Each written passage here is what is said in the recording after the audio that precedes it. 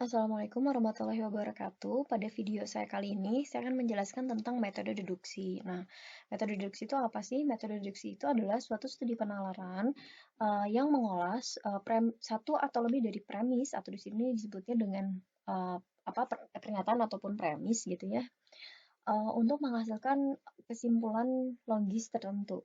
Nah, jadi kan kalau misalkan di video pertama saya pernah bilang bahwa uh, kita belajar logika itu berarti berkaitan dengan reasoning gitu ya, studi penalaran gitu kan. Gimana caranya kita membuat suatu sistem komputer itu cerdas, memiliki cara berpikir yang sama seperti manusia. Nah, itu diberikan dengan beberapa pernyataan atau premis yang kemudian nanti dengan kita berikan di situ suatu metode gitu ya, hukum-hukum gitu, dia akan dapat mengambil kesimpulan gitu ya dari pernyataan yang diberikan. Nah, untuk metode deduksi ini terdiri dari untuk menyelesaikannya itu memiliki beberapa hukum.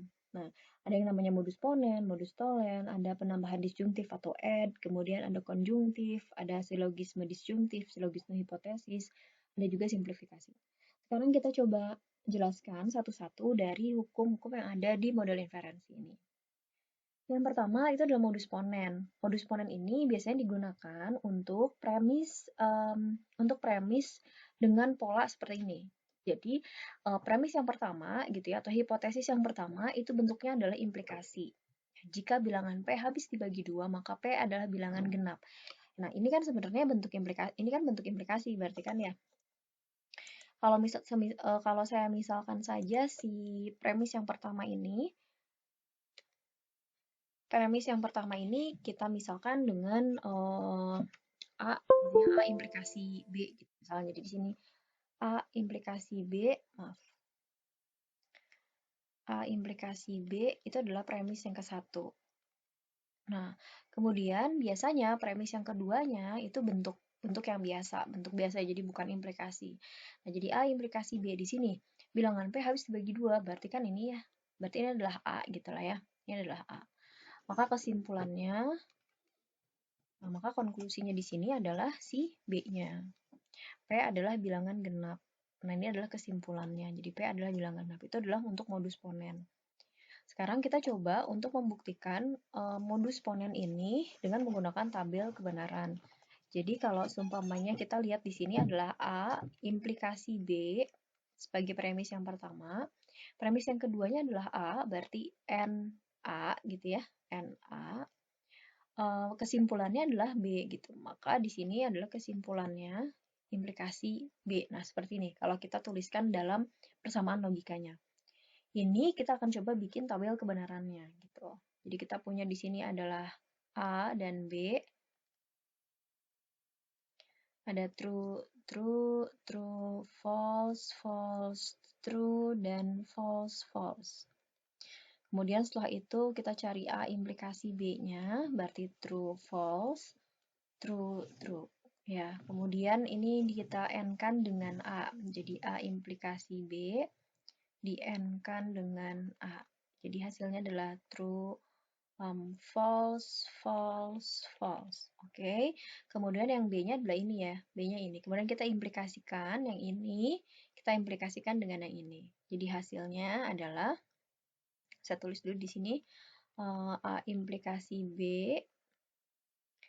NA implikasi B, gitu ya.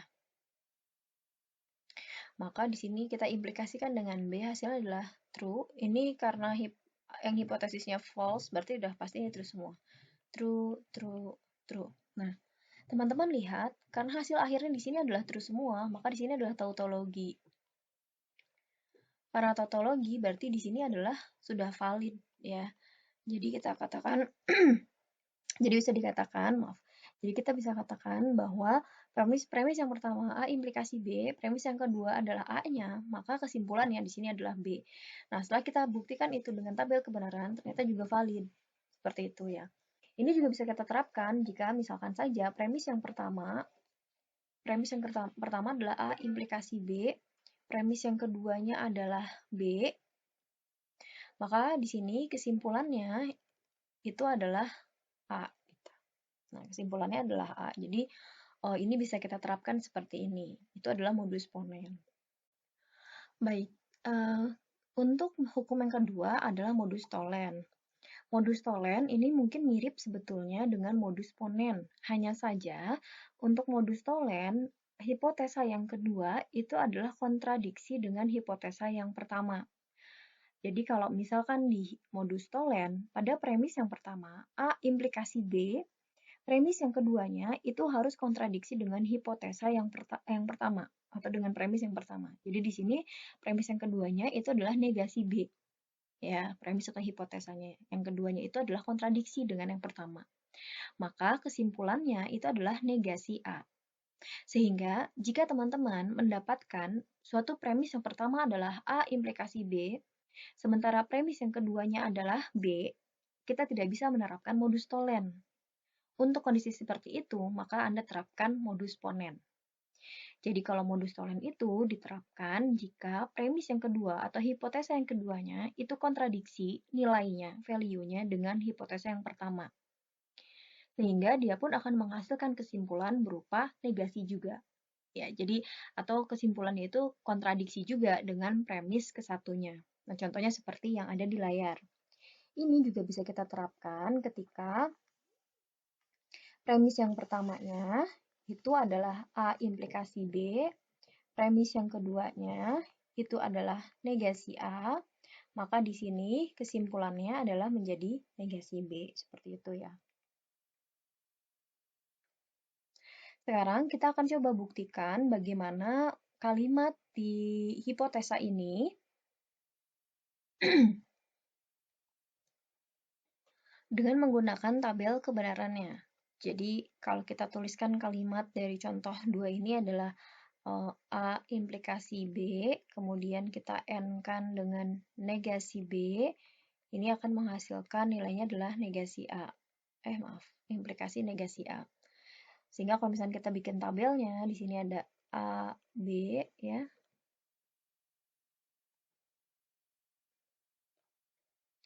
Kita cari nilai A implikasi B-nya, berarti di sini true, false, true, true, kemudian negasi B-nya berarti false, true, false, true, kemudian kita N-kan, saya bikin seperti aja. Jadi 1 di N-kan dengan 2. Hasilnya adalah false, false, false, true. Kemudian kita cari negasi A-nya, berarti false, false, true, true. Setelah itu kita coba implikasikan gitu ya. Jadi di sini adalah A implikasi B, N negasi B, kemudian kita implikasikan dengan negasi A. Jadi yang ini kita implikasikan dengan yang ini. Jadi hasilnya adalah true, true, true, true. Nah, coba teman-teman lihat, ini nilainya sudah tautologi. Nah, sehingga kita katakan ini adalah valid. Nah, oleh karena itu, untuk modus tollens gitu, dan premis pertama A implikasi B, premis keduanya adalah negasi B, itu kesimpulannya adalah negasi A akan bernilai valid. Oke ya, jadi mohon untuk bisa dibedakan kapan Anda menggunakan modus ponens dan kapan kita bisa menggunakan modus tollens. Contohnya lagi di sini, jika Zeus seorang manusia, maka ia dapat mati. Premis yang keduanya, Zeus tidak dapat mati. Maka kesimpulannya adalah Zeus bukan manusia. Jadi kalau kita tuliskan lagi tadi seperti yang pertama, Zeus seorang manusianya, misalnya kita posisinya kita pilih P gitu ya. Implikasi dapat matinya adalah Q. Premis yang keduanya berarti negasi dari Q. Maka kesimpulannya di sini adalah negasi P. Nah, ini kalau kita mau terapkan modus tollens. Oke, nah sekarang yang ketiga adalah penambahan disjungtif ya. Atau biasanya sih kita sebut ini dengan add gitu. Penambahan disjungtif ini biasanya didasarkan atas fakta bahwa suatu kalimat itu dapat digeneralisir dengan penghubungnya adalah or.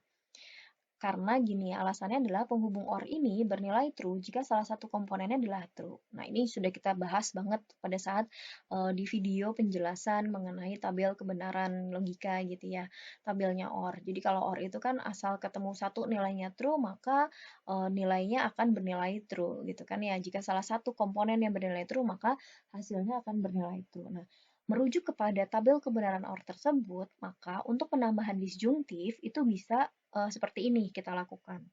Jika kita punya premis yang pertamanya adalah A aja gitu ya, maka kita bisa tambahkan kesimpulannya itu kita bisa tambahkan dengan proposisi apapun. Oke, jadi kalau penambahan disjungtif itu premisnya cukup satu aja bisa. Jadi kalau di sini adalah premisnya cukup A aja gitu ya, atau B aja kita punya. Maka kesimpulannya itu bisa kita add. Kalau di add itu bisa kita OR-kan dengan proposisi lain yang bahkan mungkin belum ada di premis-premis sebelumnya. Jadi kalau Anda lihat di sini kan premis pertamanya cuma A, tapi dia bisa OR-kan dengan B atau bisa OR-kan dengan C atau mungkin proposisi gabungan lainnya.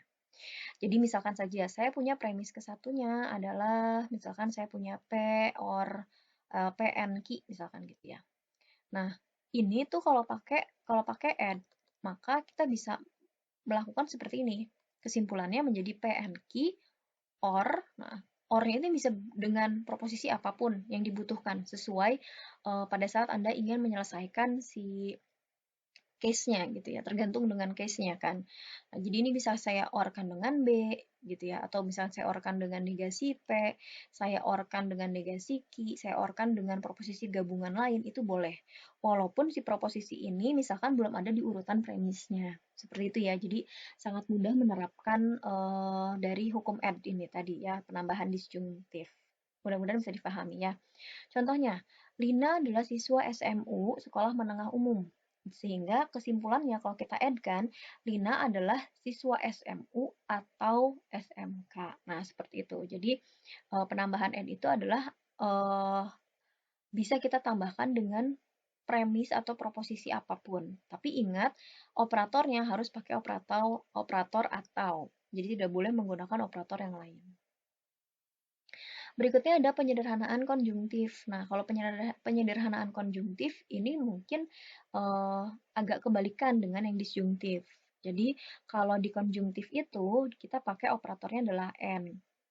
Nah, kalau penyederhanaan konjungtif sebetulnya adalah dia mengambil salah satu koefisien atau komponen secara khusus.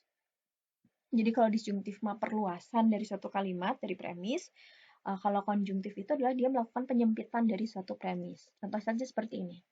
Lina makan sate dan kerupuk. Jadi kalau kita tuliskan kalimat logikanya adalah A, N, B.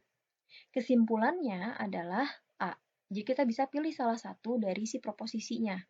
Tapi ingat, jadi kalau penyederhanaan konjungtif itu bisa kita terapkan jika operatornya adalah N. Gitu ya. Sehingga kalau misalkan kita punya nih kalimatnya seperti ini. P or Q, N gitu ya. Misalkan adalah P or R. Kalau kita lakukan proses konjungtif, maka kita bisa pilih salah satu dari dua premis gabungan ini, dari dua proposisi gabungan ini. Selama ingat operatornya adalah N. Jadi tidak boleh kalau misalnya di sini operatornya OR, Anda simplifikasi nggak boleh. Sorry, Anda konjungtif kan nggak boleh penyederhanaan konjungtif. Jadi di sini misalnya saya bisa ambil kesimpulannya adalah menjadi P or Q aja. Atau mungkin bisa jadi Anda ambil kesimpulannya adalah P or R. Jadi tergantung nanti kebutuhan pada saat Anda melakukan pengambilan kesimpulannya. Seperti itu ya. Jadi mohon diingat perbedaan antara add dengan penyederhanaan konjungtif. Kemudian yang kelima ada yang namanya silogisme disjungtif. Kalau silogisme disjungtif ya, itu adalah ketika premis yang pertamanya atau hipotesis yang pertama itu adalah A or B. Jadi premis yang pertamanya itu adalah bentuknya adalah OR. Ingat ya. Nah, ini bentuknya adalah OR. Ini agak beda dengan yang sebelumnya, dengan yang modus ponen dan tolen. Itu harus implikasi. Tapi kalau disjungtif, itu premis yang pertamanya harus dalam bentuk OR. Jadi A or B gitu ya. Atau negasi A or negasi B gitu.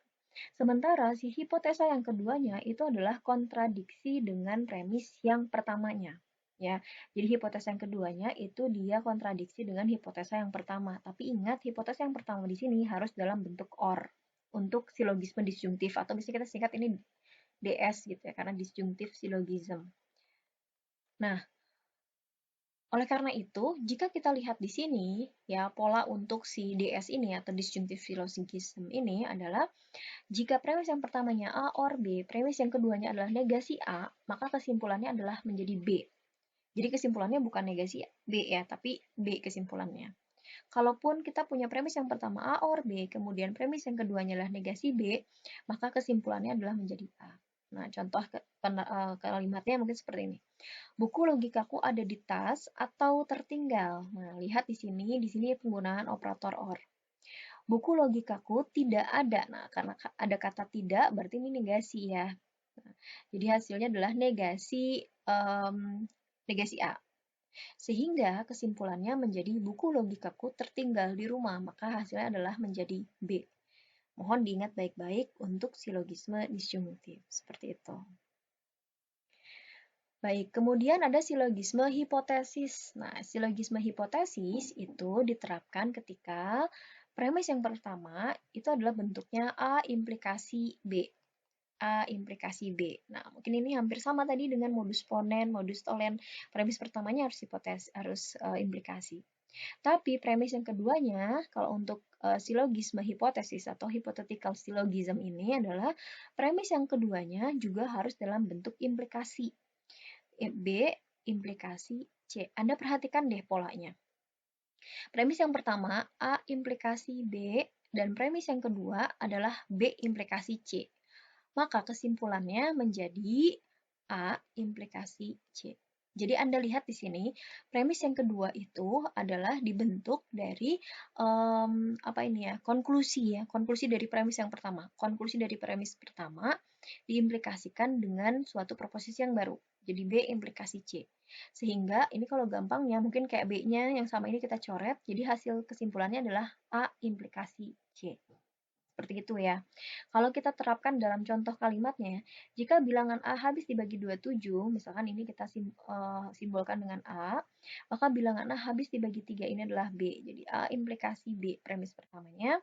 Jika A habis dibagi 3, berarti kan di sini ada B, implikasi, maka kan bilangan penyusun A habis dibagi 3, berarti ini C.